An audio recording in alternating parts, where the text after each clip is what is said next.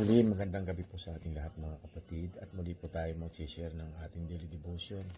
Dito na po tayo ngayon sa chapter 5. Naka 5 days na po tayo kaya chapter 5 na po tayo ngayon. Aking pong babasahin verse ay dito po sa chapter 5 verse 1 to 3 po. At sinasabi nga po sa talatang ito, kung ang isang tao ay pinatawag sa hukuman para sumaksi sa pangyayaring kanyang nakita o nalalaman, at siya'y tumanggi, may pananagutan siya. Kung may nakahipo ng anumang bagay na itinuturing na marumi, katulad ng mga patay na hayop na marumi, siya'y nagkasala at naging marumi. Kahit hindi niya alam na nakahipo siya. Kung siya'y nakahipo ng mga maruming bagay ng tao, kahit hindi niya alam na siya ay naging marumi, ituturing pa rin nagkasala siya kapag nalaman niya. Amen. Salamat po sa ating Panginoon sa pagkabasa po ng kanyang banal na mga salita. God bless po everyone. Magandang gabi po sa ating lahat. Ang i-share ko po ngayon ay makikita sa Leviticus chapter 5 verses 4 to 5. Ito po ay kay sis ayat verse. Ito po ang nakasaad. Kung ang isang tao ay nanumpa ng pabigla-bigla, mabuti man o masama ang inumpa niya, siya ay nagkasala kapag nalaman niya ang kanyang ginagawa. Kapag nalaman ng isang tao na nagkasala siya ng alinman sa mga nabanggit, kinakailangan ipahayag niya ang kanyang kasalanan. Yun lang po, maraming salamat. God bless. Magandang gabi po sa inyo lahat. Ang isi-share ko po ngayon, Leviticus chapter 5 verse 6 to 7. At bilang kabayaran sa kasalanang nagawa niya, maghahandog siya sa Panginoon ng babaeng pupa o kambing bilang handog sa paglilinis. Ihahandog ito ng pari para matubos siya sa kanyang kasalanan. Pero kung hindi niya kayang maghandog ng tupa, maghahandog siya ng 2 kalapati o 2 ibon na bato-bato bilang kabayaran sa paglilinis ng isa'y bilang handog na sinusunog. Amen. Levitico chapter 5 verse 8 to 9. At sila ay dadahin niya sa tote na ang hihahandong nito na pinakahandong hahil sa kasalanan ay ang una at pupukutin ang ulo sa leg nagnid hite kapag kiniwalaing bigla at magwiwisik siya ng pugo ng handong dahil sa kasalaan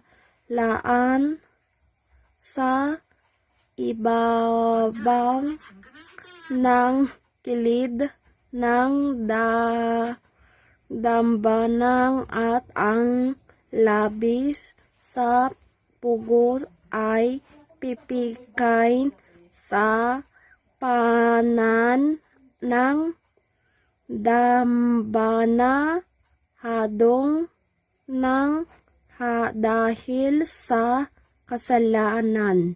Amen. Magandang gabi po sa ating lahat. Ang ibabahagi ko po ngayon ay makikita sa Leviticus chapter 5 verses 10 to 11. Ito po kay Mera Sartin. Ito po ang nakasulat.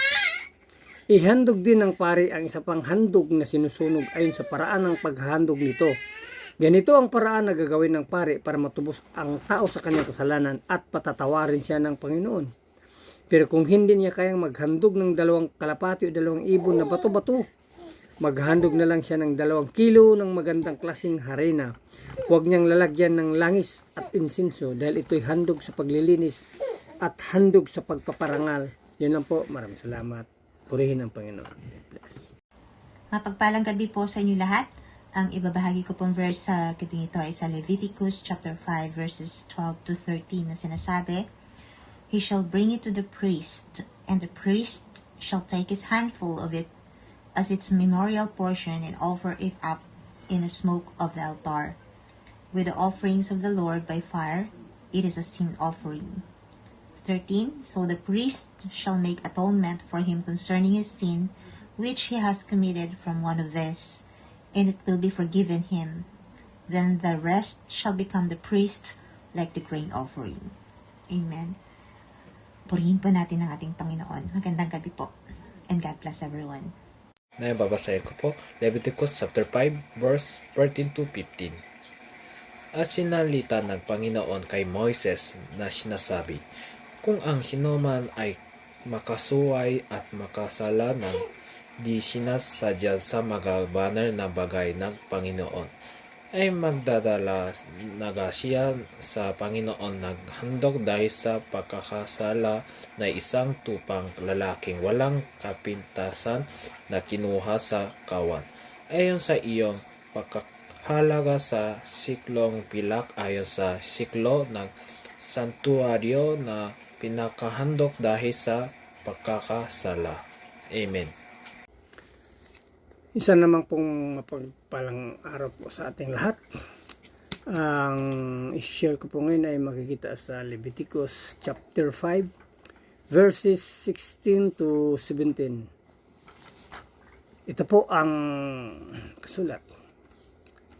"Kinakailangan niyang bayaran ang hindi niya naibigay na nauukol sa Panginoon at dadagdagan pa niya ng 20% ng halagang hindi niya naibigay. Ibibigay niyang lahat ito pa sa paring maghandog ng tupa bilang handog na pambayad ng kanyang kasalanan at patatawarin siya ng Panginoon. Kung may tao namang lumabag sa utos ng Panginoon nang hindi niya alam, siya ay nagkasala pa rin at may pananagutan sa Panginoon." Yun lang po. Maraming salamat. Purihin ang Panginoon. Muli magandang pagpapalang gabi po sa ating lahat at nasa Leviticus chapter 5 na po tayo. Ang aking pong babasahin ay sa verses 18 to 19. Ang sabi po rito, magdadala siya sa pari ng isang lalaking tupa na walang kapintasan bilang handog na pambayad sa kasalanan. Itatakda mo ang halaga nito ayon sa halaga ng salapi sa sanktuaryo. Ito'y ihahandog ng pari at patatawarin ang nagkasala. Ang handog na ito'y handog na pambayad sa kasalanan sapagkat nagkasala siya kay Yahweh. Purihin ang Diyos sa pagkabasa ng kanyang mga salita. Amen. Praise God. Hallelujah. Amen. God bless po.